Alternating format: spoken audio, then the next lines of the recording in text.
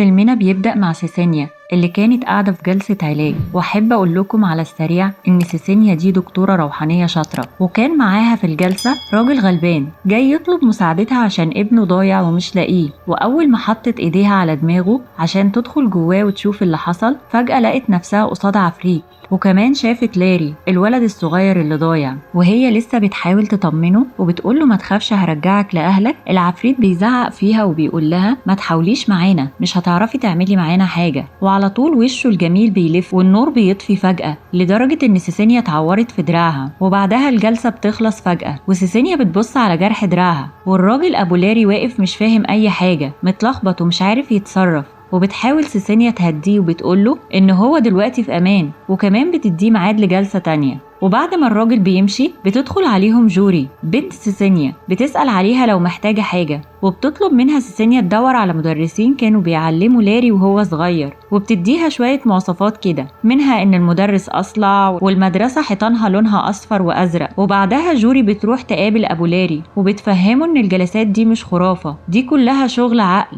وإن العقل أقوى من الجسد بكتير. ولما الراجل سألها هو أنتي سيسينيا دخلت جوه دماغك قبل كده، ردت عليه وقالت له لا الحمد لله، كانت شافت حاجات أنا نفسي مش عايزة أعرفها، وكانت بتحاول تخفف الجو.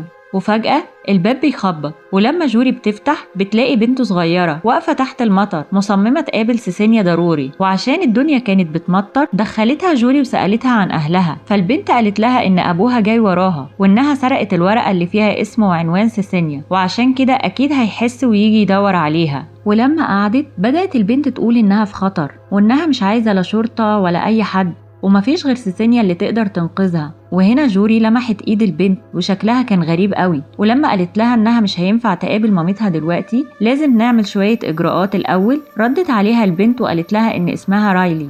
ولما سألتها عرفتي ماما ازاي، قالت لها ان واحدة اسمها أجاسة هي اللي قالت لأبوها عن سيسينيا. ولما جوري سألتها طيب انتي بتشوفي ايه غريب، البنت اتلخبطت وقالت ما ينفعش اوصف، بس لما ضغطت عليها قالت لها بحس بحاجة مضلمة، نص بني آدم ونص مش بني آدم، وبيبصلي كأنه كلب جعان. وفجأة وهي بتحكي وقفت وقالت لها أهو جاي وراكي. بس جوري لما لفت ما شافتش حاجة، ورايلي كانت بتلف حوالين نفسها من الخوف وبتقول هو بيقول إنه جعان. وفي نفس الوقت سيسينيا حست بحاجة غريبة وخرجت بسرعة عشان تشوف فيه ايه. وأول ما طلعت شافت جامايكا ده الشكل يخض بجد، ولسه مصدومة لقت أبو رايلي بيقتحم المكان وبيشد بنته وبيقول مفيش حد له دعوة بينا شكرا، وخدها ومشى. وبعدها سيسينيا قعدت بتشرب قهوة وهي ساكتة، وجوري فضلت تسألها هو أبو رايلي مخبي ايه، وسيسينيا حكت لها عن اسم أجاسة اللي رايلي قالت عليه. ولما جوري اقترحت يبلغوا الشرطة،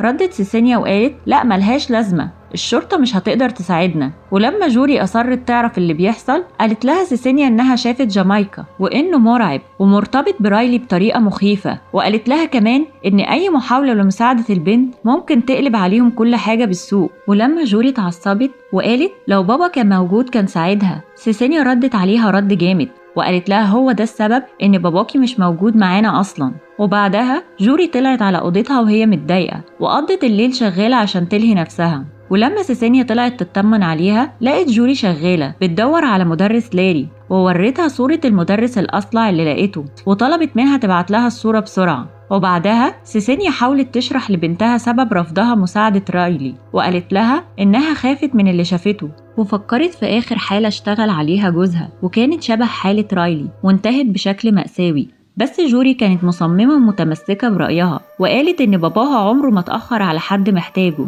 وسيسينيا أكدت لها إنها مش هتقدر تخاطر بحياتهم عشان البنت، وإن لو حد عرف بالحكاية هيبقى الخطر الأكبر عليهم. وفي نص الكلام سيسينيا نصحت بنتها لما تكبر تتصرف بحكمة وما تكونش متسرعة. وبالليل جوري حلمت حلم غريب، شافت نفسها صغيرة وسمعت صوت أبوها بينادي عليها. وتاني يوم الصبح سيسينيا اتفاجئت بجوري صاحية ولابسة عشان تخرج، ولما سألتها عرفت إنها رايحة تقابل صحابها، لكنها في الحقيقة كانت رايحة تدور على عنوان أجاسة. ولما وصلت وقابلت أجاسة سألتها عن رايلي وليه بعتتها لها، فأجاسة قالت لها إنها بالصدفة شافت البنت ولاحظت عليها حاجة غريبة، خصوصا إن أمها ماتت في ظروف غامضة وعشان كده حبت تساعدها. ولما سألتها جوري أكتر اتأكدت إن العلاج الحقيقي لرايلي مش هيكون غير مع سيسينيا. وفي الناحية التانية كانت سيسينيا بتكلم المحقق جون وبتطلب منه يراقب دوج المدرس بتاع لاري، وقالت له إن عندها إحساس إنه مش شخص عادي. وجون في الأول طنش وقال لها إن الأحاسيس مش كفاية،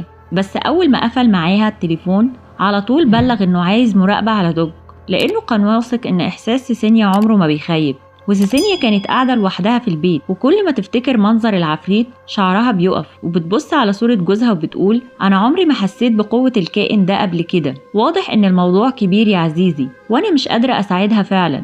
وفي الناحية التانية جوري كانت وصلت لبيت رايلي، وأول ما والدها شافها قالت له إنها جاية علشان تتكلم مع رايلي، بس هو بسرعة قال لها مش هينفع، العنوان غلط وأنا ورايا شغل، يعني اتفضلي من غير ما ترد. وقال لها كمان إنهم مش محتاجين دكتور نفسي وبنتي مش موجودة أصلا، وسابها ودخل الورشة. بس جوري كانت متسلطة ودخلت من وراه من غير ما يحس، وفضلت تمشي لحد ما وصلت لأوضة رايلي. ولما فتحت الباب لقت دولاب ومن جواه باب تاني مقفول بترباس، يعني واضح وراه سر كبير. وبعد كده راحت على المطبخ وجابت مفك وخلعت القفل، ولما فتحت الباب لقت قدامها سرداب طويل، ولسه هتتصل بمامتها لقت رايلي قدامها. قالت لها ما تخافيش، هو مش حابسني أنا، هو حابسهم هما. مين هما دول؟ جوري كانت هترد، بس فجأة جه مارك من وراها وخبطها بالعصاية وأغمى عليها. وفي نفس الوقت أجاسة اتصلت بسيسينيا وقالت لها أنا حبيت أطمن على جوري، دي كانت عندي وسألتني عن رايلي وقلت لها مكان بيتها. سيسينيا اتجننت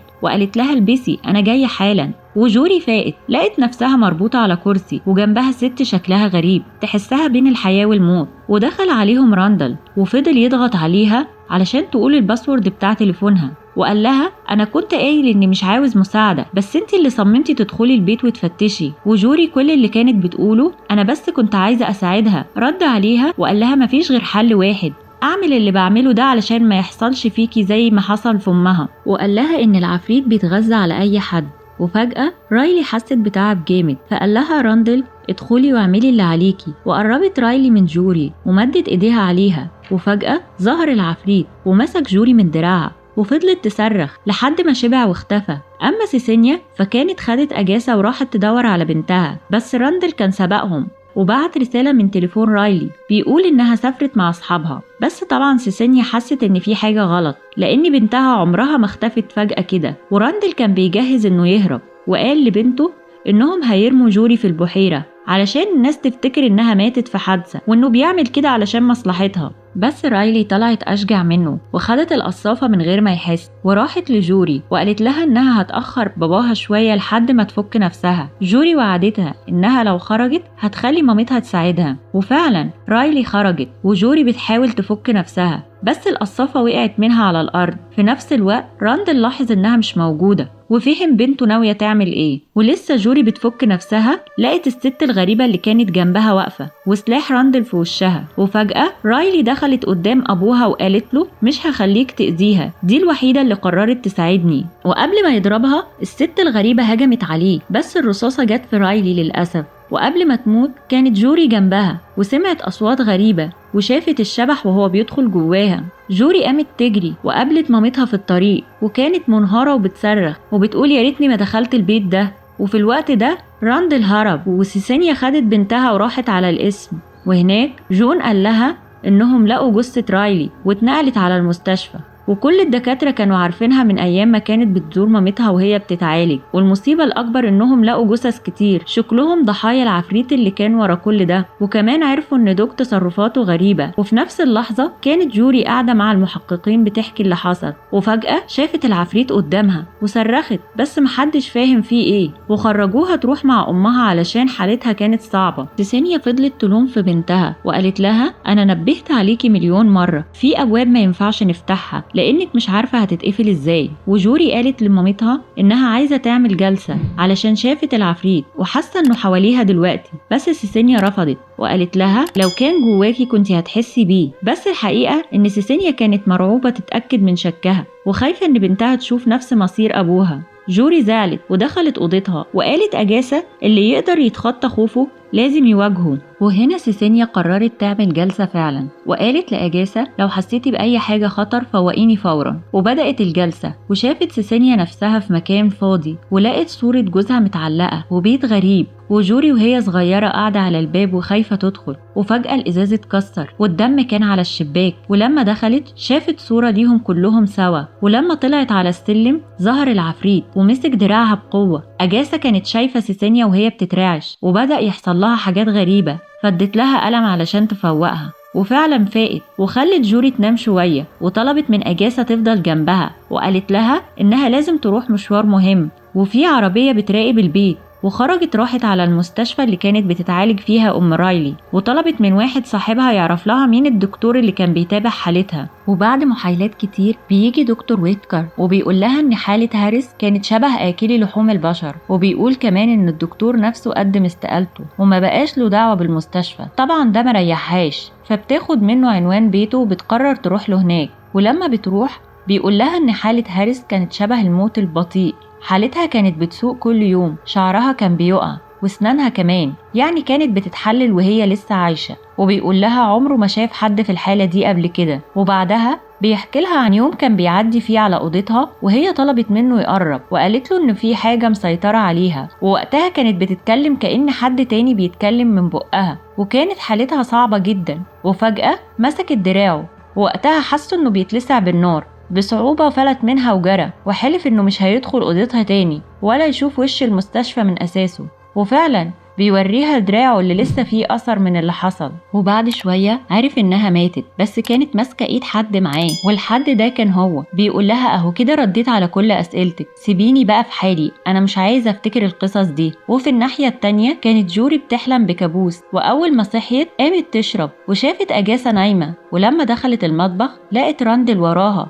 وخطفها على طول وخلاها نايمة وطلع بيها على الغابة. وأول ما سيسينيا وصلت لقت أجاسا بتقول كلام غريب كأنها في عالم تاني خالص. وطبعا جوري ما كانتش في البيت، فسيسينيا جريت على قسم الشرطة بتدور على بنتها ومش عارفة تلاقيها فين. في الوقت ده كان راندل واخد جوري على الغابة، وقرر انه يدفنها وهي صاحية، لانه كان مقتنع ان الكائن الحزين ده جواه، وانه لما يجوع هيطلع ياكلها، وده هيبقى الحل الوحيد. والمفاجأة انه بعد ما دفنها راح يسلم نفسه، بس رفض يقول اي كلمة عن مكان جوري. وساعتها سيسينيا فضلت تتحايل على جون انه يخليها تدخل تتكلم مع راندل بطريقتها، يمكن تعرف تنقذ بنتها. اما جوري كانت بتصرخ تحت الارض ومفيش حد سامعها، والعفريت طبعا جعان وجعان قوي ومفيش قدامه غيرها. وجون وافق أخيرا يخلي سيسينيا تدخل تتكلم. وأول ما دخلت بدأت تعمل جلسة بالقوة، دخلت جوه عقله وشافت كل حاجة عملها في آخر يومين، لحد ما عرفت مكان بنتها وعرفت إنه دفنها في الغابة.